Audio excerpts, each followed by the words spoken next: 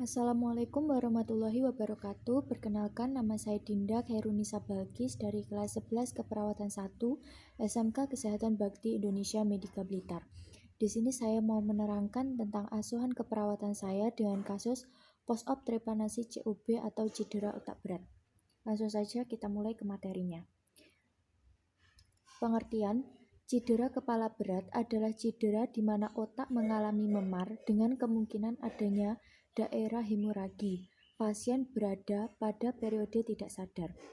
Cedera kepala berat atau memar otak yaitu terjadi pendarahan di jaringan otak tanpa adanya robekan jaringan yang kasat mata, meskipun neuron-neuron mengalami robekan.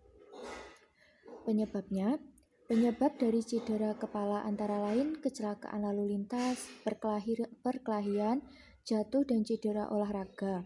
Sedangkan terkena peluru atau pisau merupakan cedera kepala terbuka. Kemudian gambaran klinik. Gambaran kliniknya dari cedera kepala berat adalah kehilangan kesadaran atau terjadi amnesia lebih dari 24 jam. Kemudian patofisiologinya. Patofisiologi dari cedera kepala berat adalah terjadi karena cedera kulit kepala, tulang kepala, jaringan otak, baik terpisah maupun seluruh. Faktor yang mempengaruhi luasnya cedera kepala adalah lokasi dan arah dari penyebab benturan, kecepatan kekuatan yang datang, permukaan dari kekuatan yang menimpa kondisi kepala ketika mendapat benturan. Gambaran klinisnya yaitu nyeri kepala menetap, biasanya menunjukkan fraktur, pola pernafasan abnormal atau respon pupil yang lenyap. Kemudian pemeriksaan penunjang. Yang pertama, melakukan pemeriksaan pada pernafasan, denyut jantung seperti melakukan RGP atau resistensi jantung paru, dan melakukan pengecekan tekanan darah. Yang kedua yaitu menghentikan pendarahan. Yang ketiga, setelah kondisi stabil, dokter akan menyarankan perawatan intensif bagi pasien yang mengalami cedera kepala berat. Kemudian, memeriksa tingkat kesadaran pasien, yaitu dengan cara memeriksa GCS pasien. Trauma kepala berat biasanya disertai dengan patah tulang tengkorak. Kondisi ini sangat berbahaya karena meningkatkan risiko bakteri dan tekanan pada otak. Yang terakhir yaitu memberikan antibiotik jika terjadi patah tulang terbuka untuk mencegah terjadinya infeksi. Komplikasi yang terjadi biasanya perubahan kesadaran, koma, kematian otak, kejang, infeksi, kerusakan pembuluh darah, gangguan kecerdasan dan komunikasi, perubahan perilaku panca indera dan emosional, lock-in syndrome, yaitu suatu kondisi di mana seseorang yang menyadari keadaan lingkungan sekitarnya, tetapi ia tidak dapat berbicara maupun bergerak. Kemudian sekarang saya akan membacakan ASKAP atau asuhan keperawatannya. Pada pasien Nyonya D di ruang ICU 1. Pengkajian nama Nyonya D, umur 20 tahun, agama Islam, suku Jawa, pendidikan mahasiswa, pekerjaan pelajar atau mahasiswa, alamat tanggung, tanggal MRS atau tanggal masuk rumah sakit, tanggal 11 bulan 11 2019, tanggal pengkajian 12 bulan 11 2019, diagnosa medis, post-op trepanasi COB. Keluhan utama, pasien tidak sadarkan diri. Riwayat penyakit sekarang, pasien datang kiriman dari IGD dengan keadaan sudah tidak sadarkan diri dengan GCS 111 untuk mendapatkan penanganan lanjut. Dokter mengirim pasien ke ruang operasi pada pukul 22.50, kemudian pasien dibawa ke ruang ICU pada pukul 3.55 untuk mendapatkan perawatan intensif.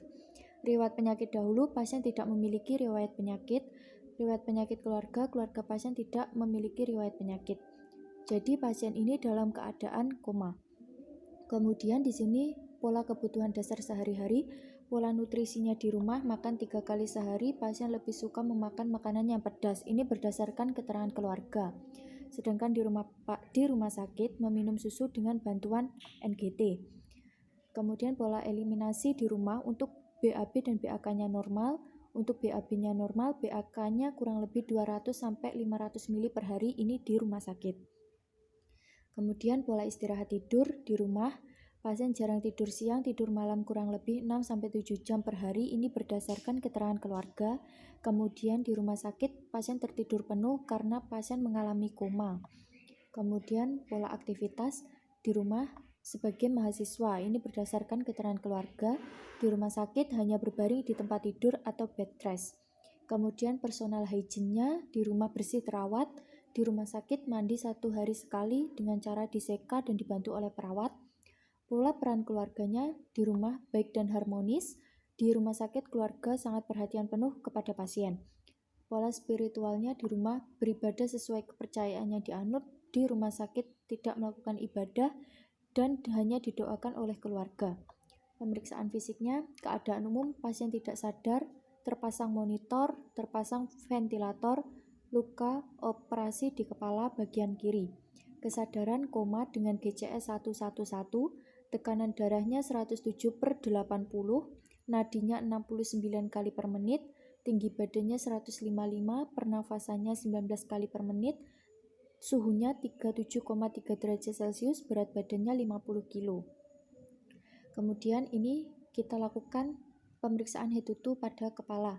Yang pertama inspeksi, terdapat luka bekas operasi di sebelah kiri, mata terlihat bengkak dan berair, hidung terpasang NGT, mulut dan tenggorokan terpasang ventilator, wajah, inspeksi pada bagian bawah hidung terdapat luka, telinga normal tidak terdapat luka, leher normal tidak terdapat luka.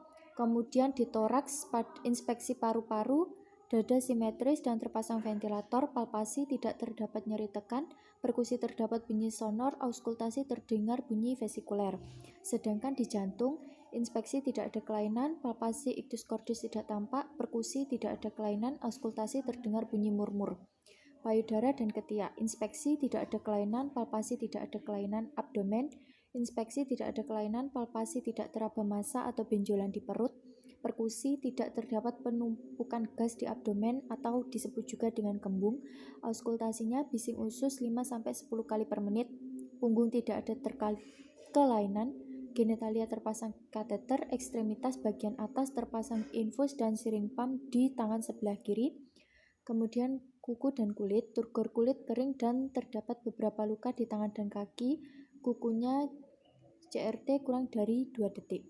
Kemudian hasil pemeriksaan laboratorium, Hb-nya 12,1 gram per desiliter, jumlah eritrositnya 4,25 10⁻6 per desiliter, hematokritnya 34,9. Kemudian pengobatannya yaitu Santagesik 3 kali 1 ampul, OMZ 2 kali 40 gram, Penitoin 3 kali 100 gram, Calnex-nya 3 kali 500 mg, Picinnya 3 kali 1,5 gram, Autinzolapian 3 kali 500 gram. Ini semua adalah IV, melalui IV atau intravena. Siring pumpnya midazolam dan renitanil, terpasang ventilator dan terpasang NGT. Kemudian di sini saya beralih ke analisa datanya. DO atau DO-nya TTV-nya untuk tekanan darah 107/80 mmHg, RR-nya 19 kali per menit, nadinya 69 kali per menit, suhunya 37,3 derajat Celcius. Terus kondisi pasien tirah baring atau tidur total, GCS-nya 111, terdapat luka di wajah, telapak tangan dan kaki, terdapat bekas operasi di kepala sebelah kiri. Kemudian di sini saya mengambil masalah keperawatan gangguan perfusi jaringan cerebral yang etiologinya kerusakan sel otak yang mengakibatkan gangguan autorelugasi, kemudian menyebabkan aliran darah ke otak menurun, O2 menurun dan mengakibatkan gangguan metabolisme, kemudian meningkatkan asam laknat, kemudian terjadinya odem pada otak, sehingga saya mengambil masalah keperawatan gangguan perfusi jaringan cerebral. Kemudian untuk masalah keperawatan saya yang kedua yaitu saya mulai dari DO, TTV-nya 107/80 mmHg, nadinya 69 kali per menit, RR-nya atau respirasinya 19 kali per menit, suhunya 37,3. Dengan keadaan pasien terpasang ventilator, nafas pasien terkadang sedikit tersendat meskipun sudah terpakai ventilator. Kemudian di sini saya mengambil etiologinya atau penyebabnya yaitu peningkatan tahanan vesikular sistemik, kemudian mengakibatkan penurunan tekanan darah pembuluh darah pulmonal, kemudian meningkatkan tekanan hidroskopis, menyebabkan kebocoran cairan kapiler sehingga menyebabkan edema paru.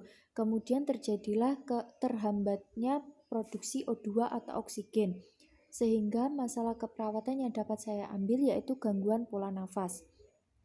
Di sini diagnosa keperawatan yang pertama, gangguan perfusi jaringan serebral berhubungan dengan aliran darah ke otak menurun akibat kerusakan sel otak.